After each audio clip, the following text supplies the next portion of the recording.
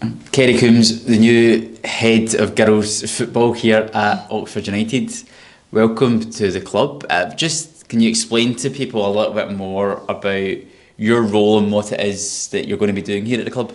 Yeah, sure. So I've come in as head of girls football. I'll also have a small role within the first team to sort of help, my understanding of what, Sam's looking for from those players, as well as myself trying to transition our older players into that group. So yeah, it should be quite an exciting project, which I'm looking forward to. I mean, it's not a complete welcome because you've been here for about a month now. Just explain to people a little bit more about your past experiences before Oxford United. Yeah, so just before here, I was at Lewes Football Club in the Championship, which is one of the highlights of my career. I really enjoyed it there, learnt so much. But prior to that, about 10 years overseas, whether it was Morocco, USA, Hong Kong, which again, just the amount of people you meet and learn from has just been, I couldn't have been more grateful for those experiences. Yeah, so many different experiences.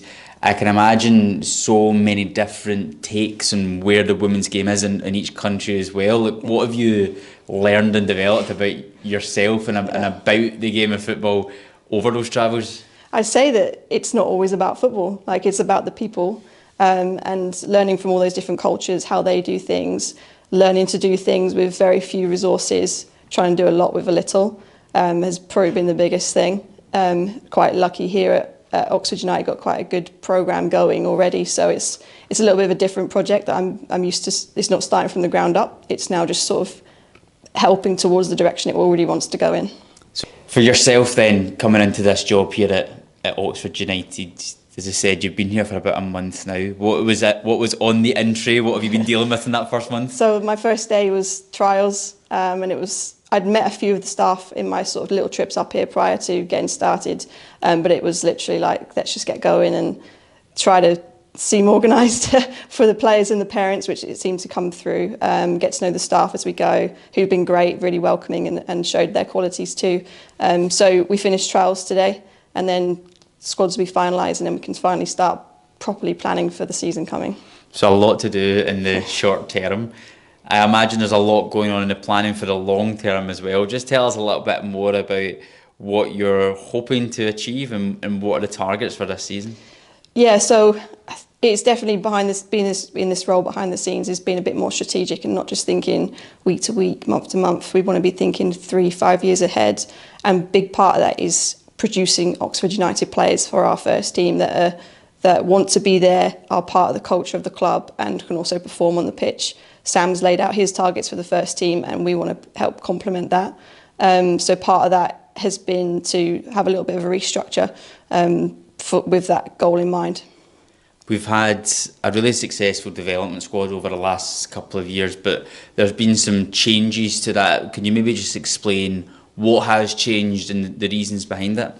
Yeah, it's largely to do with the wider scope of women's football and sort of where that 16 to 21 age group is in terms of leagues, competitions.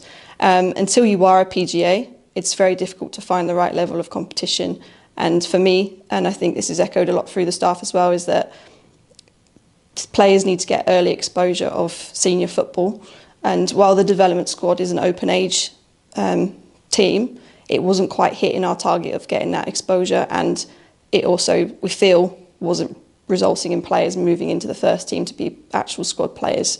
So we felt we had to do something different. So yeah, they've had really great success, but success for us is getting players into that first team, which wasn't quite happening yet. Yeah, and we've seen some really recent examples of players within the development side, players within the first team as well, that have got real quality, real ambition as players. We've got players away with England youth ages as well. How much of an opportunity do you think there is for Oxford United going forward? I think the network of clubs around to help us build our U18 programme, which is what it would be now, to get that senior exposure, whilst we have that support network of analysis, S&C, small group sessions, individual sessions for that age group that senior teams can't always do. Even at Oxford United in our first team, we struggle to do it with the contact time we have. So our hope is to combine that exposure to senior football as well as that youth development quality and high performance, marry it together, and then a year, maybe a couple of years' time, I'd probably say we should be looking to push those girls into the Youth England national teams as well as our own first team. Sounds like you've got a lot to do, Kerri. A lot to do. Well, thank you very much for coming in and speaking to us, and all the best going forward. I appreciate it. Thank you.